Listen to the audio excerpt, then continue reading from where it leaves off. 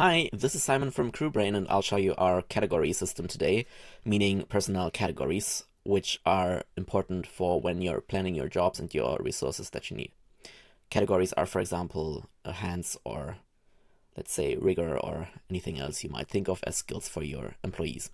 To create a category, click on Administration, Staff, Categories, and you'll see that we have categories themselves and we have subdivisions of categories.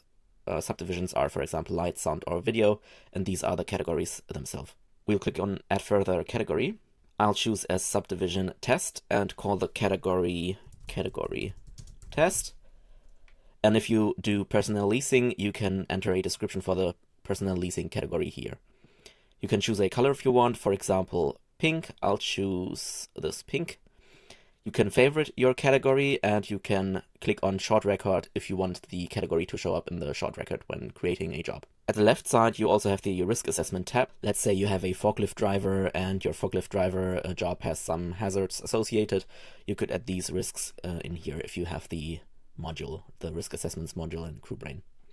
Okay, I'll click on save and we have our category test in here. And then let's go to base data to add our employees to the category test. If you're in grid view, you see the categories on the card themselves, and you'll have to click on more if more than 2 or 3 categories are assigned to your employees. This is why I'm recommending you that you choose our list view. You can configure your list view here with configure fields, and I'll have configured the list view in the way that it shows me the categories in full. So let's say we wanted to change Anton Winkler's categories. I would click on Anton Winkler, click on categories and certificates, and I'll add him to category test this time.